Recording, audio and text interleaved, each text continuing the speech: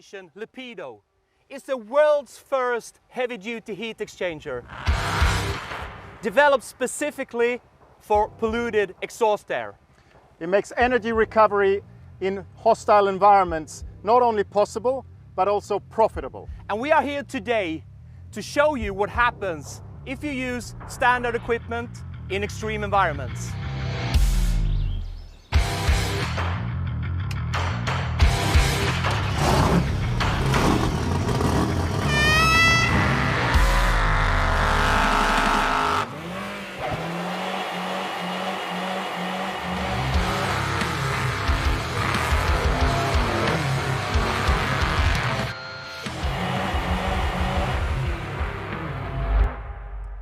This is why you should use heavy-duty equipment like Lepido in extreme environments.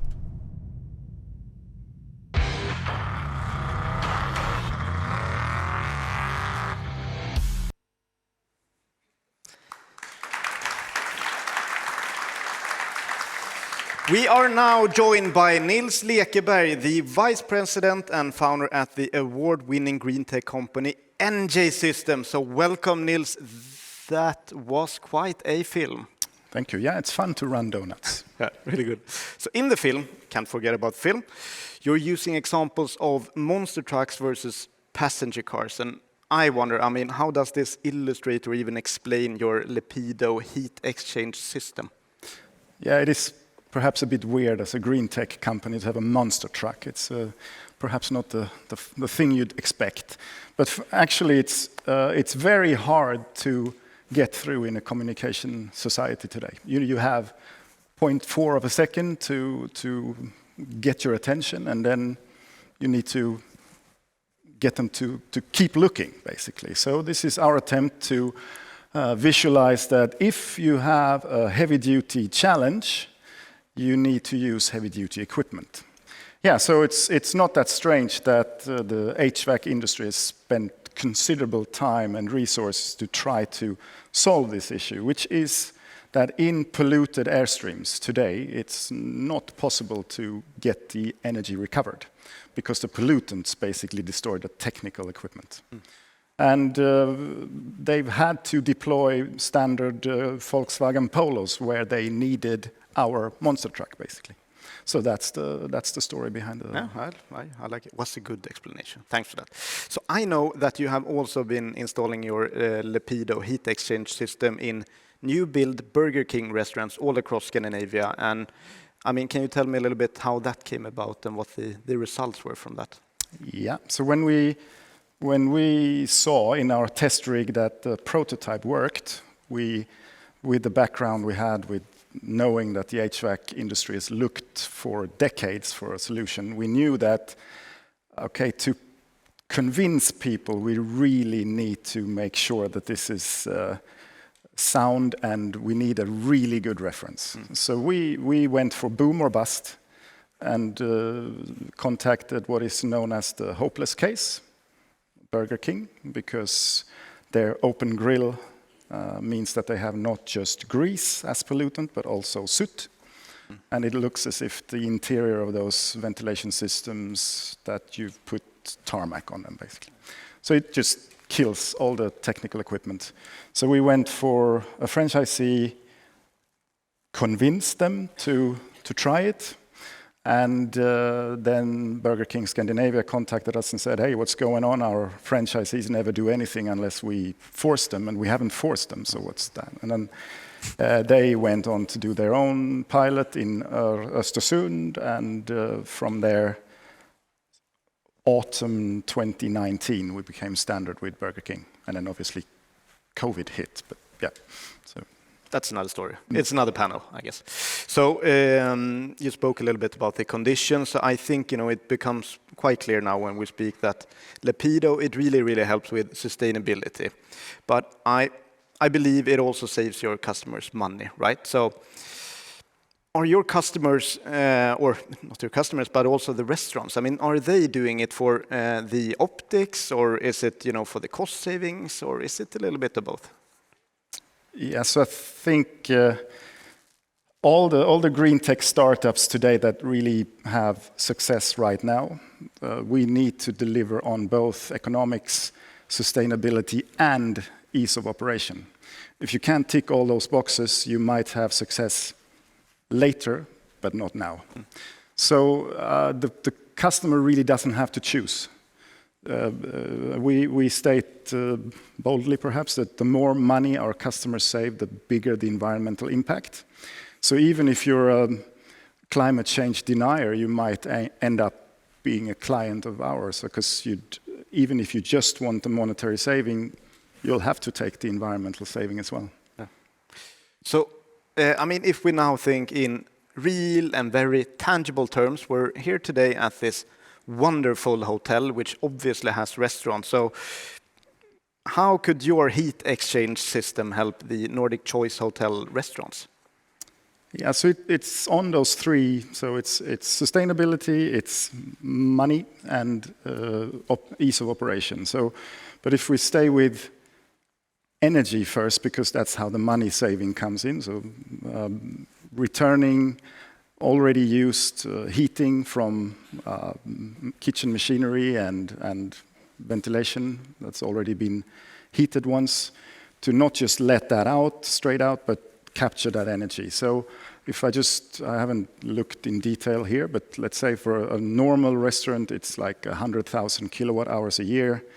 In Sweden, that would translate to 5.5 tons of fossil CO2 that you save, and then a bit of savings on your OPEX in terms of service and maintenance as well.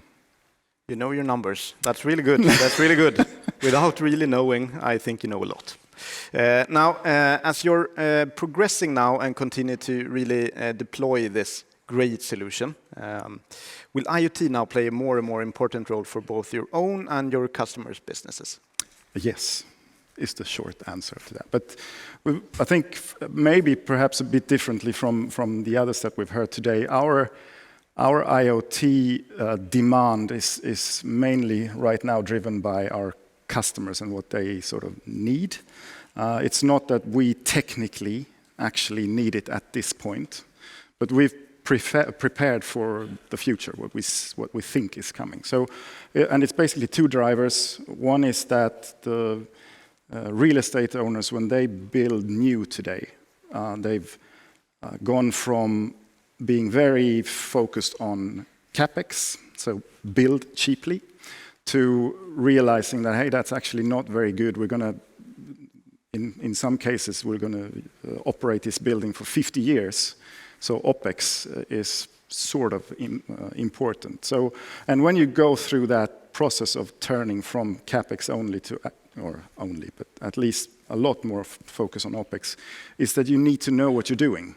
So where does the recovered energy come from? Which system? How do we do? What can we optimize?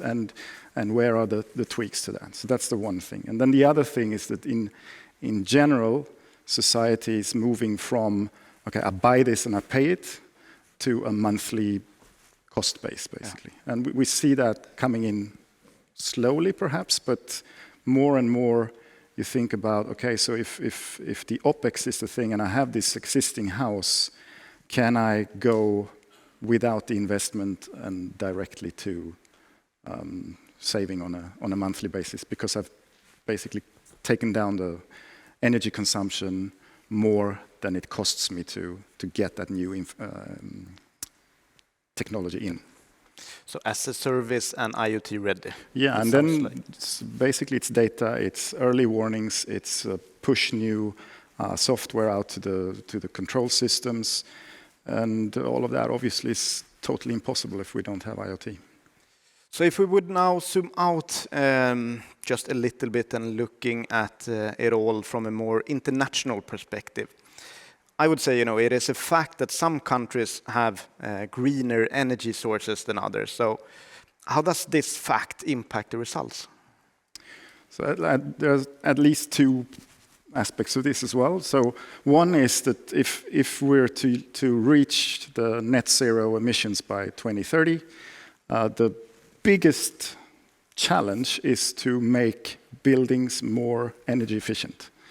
So, and of course, that can only come about by insulation, effectivizing your control systems, building differently, of course, but then also recovering energy that you've already used and getting it back into to the energy system of the building. And that's, of course, what we do. And I think if you talk to several specialists within environmental services, you'd see that they can at least agree on one thing, and that is that a saved kilowatt hour is a good kilowatt hour because you don't need to generate it in a power plant, so it cannot emit any fossil CO2. So that's the basics. And then, of course, on a separate level, so you look at, okay, I save, let's say, 100,000 kilowatt hours. If it's in Sweden, as we said here, it's 5.5 tons. If it's in Poland, it's 60 tons for the same kilowatt hour. So yeah, there's a span. But anywhere you go, both of those will be driving this. Okay. And short now, the final question from my side. I mean, Lepido, it works in commercial kitchens, that's obvious. But how can this now be applied to other equally harsh environments? Yeah, so our customers, as a startup, you try to follow your plan. And we were focused on restaurants. But wherever we came, our customers said, well, actually, what about that? What about that? What about that? So we're now starting up the pilots for industrial laundry, for woodworking, and several other segments that's coming very soon. Nils Lekeberg from Enjay, thank you very, very much for joining us today at IoT Talks. Thank you.